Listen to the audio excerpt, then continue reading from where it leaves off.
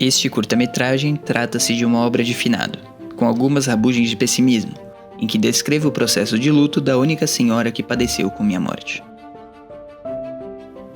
Escrevi esse roteiro com a pena da galhofa e a tinta da melancolia, e não é difícil antever o que poderá sair desse conúbio. Acresce que a gente grave achará nessa película umas aparências de puro drama, ao passo que a gente frívola não encontrará nele o seu drama habitual.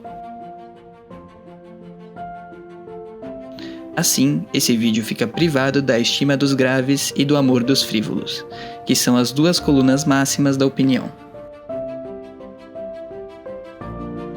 Mas eu ainda espero angariar as simpatias da opinião, e o primeiro remédio é fugir a uma introdução longa.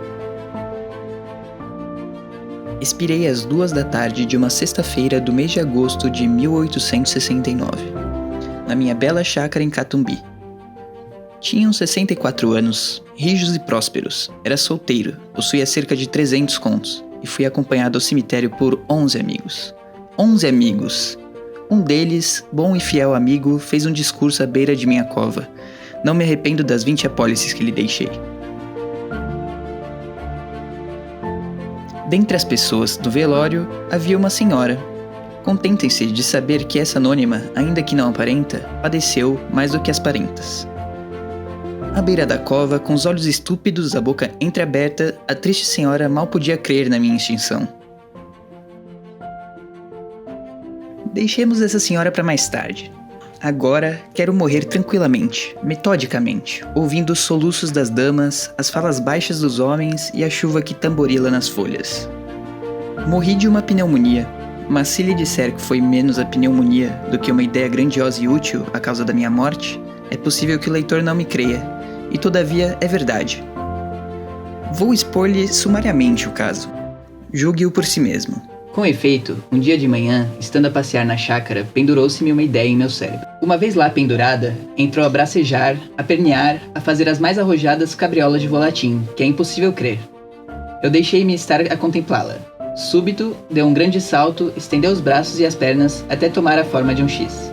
Essa ideia era nada menos que a invenção de um medicamento sublime, um emplasto antiluto, destinado a aliviar a nossa melancólica humanidade ao extinguir o processo de luto. Em Romeu e Julieta, os amantes apaixonados preferiram a morte a enfrentar o processo de luto, como uma forma de aliviar a própria melancolia. O emplasto cortaria os efeitos desse processo. Não neguei aos amigos as vantagens pecuniárias que deviam resultar da distribuição do produto. Agora, porém, que estou cá do outro lado da vida, posso confessar tudo. O que me influiu principalmente foi o gosto de ver impressas nos jornais, mostradores, folhetins, esquinas e, enfim, nas caixinhas do remédio, essas 3 palavras: emplasto Brás Cubas. Começo a arrepender-me desta curta-metragem. Não que ela me canse, eu não tenho o que fazer, e realmente, expedir alguns magros capítulos para esse mundo sempre é tarefa que distrai um pouco da eternidade.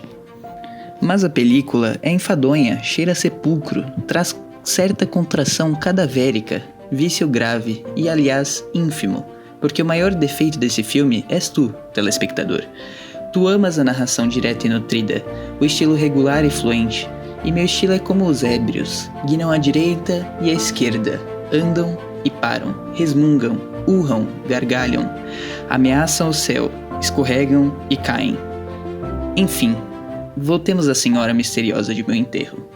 Quando retornei ao Rio de Janeiro, após a morte de minha mãe, meu pai chegou com 2 propostas, um lugar de deputado e um casamento. Dizia ele que me era necessária a carreira política, baseado em 20 e tantas razões, que deduziu com singular volubilidade, ilustrando com pessoas de nosso conhecimento.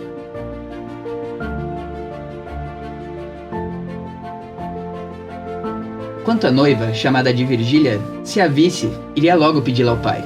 Sentia-me aturdido. Uma parte de mim mesmo dizia que sim, que uma esposa formosa e uma posição política eram bens dignos de apreço. Outra dizia que não, e a morte de minha mãe me aparecia como um exemplo de fragilidade das coisas, das afeições e da família. Entretanto, apareceu Lobo Neves. Um homem que não era mais esbelto, nem mais simpático e todavia foi quem me arrebatou Virgília e a candidatura, dentro de poucas semanas, com um ímpeto verdadeiramente cesariano. Não procedeu nenhum despeito, não houve a menor violência de família. Vivi meio recluso, indo de longe em longe a algum baile ou teatro ou palestra, mas a maior parte do tempo passeia comigo mesmo. Vivia, deixava-me ir ao curso e recurso dos sucessos e dos dias.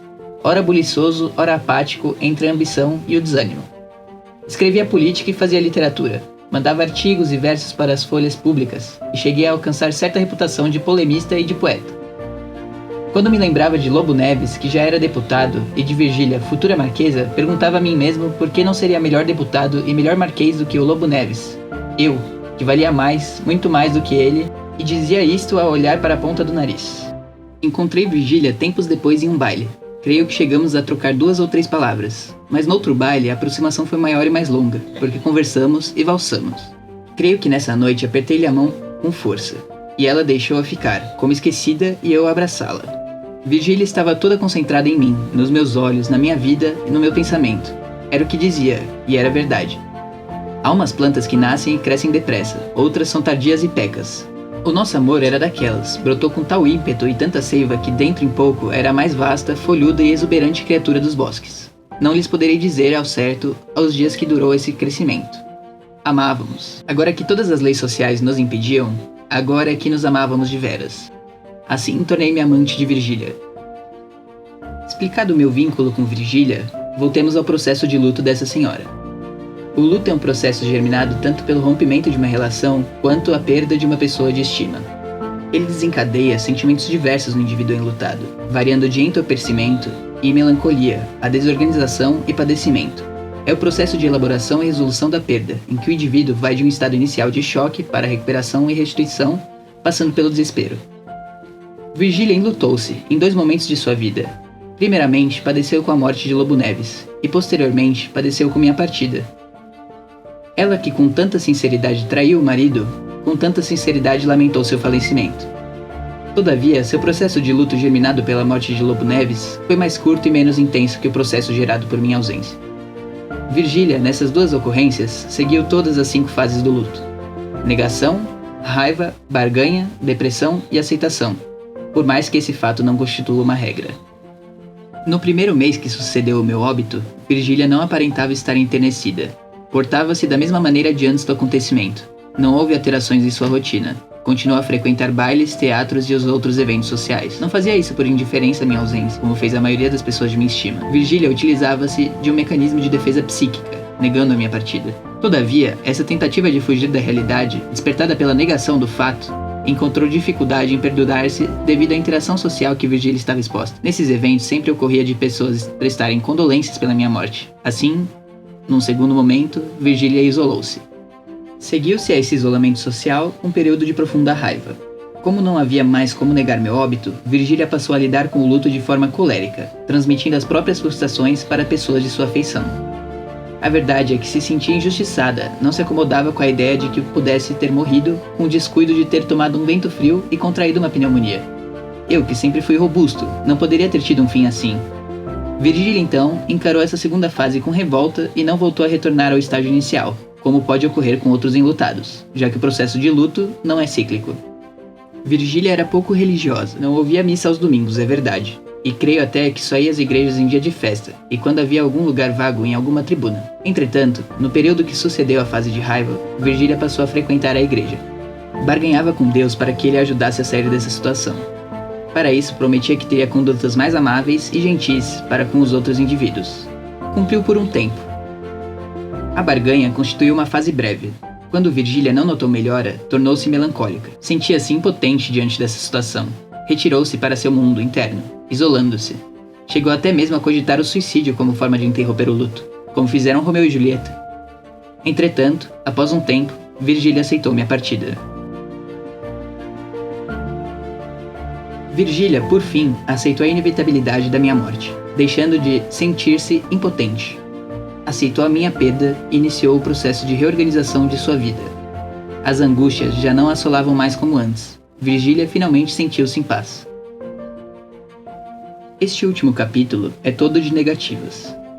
Não alcancei a celebridade do emplasto, não fui ministro, não fui califa, não conheci o casamento. Verdade é que, ao lado dessas faltas, coube-me a boa fortuna de não comprar o pão com o suor do meu rosto. Somadas umas coisas e outras, qualquer outra pessoa imaginará que não houve míngua nem sobra, e consequentemente, que saí quite com a vida, e imaginará mal, porque ao chegar a este outro lado do mistério, achei-me com um pequeno saldo, que é a derradeira negativa desse capítulo de negativas. Ao menos foi importante na vida de uma pessoa.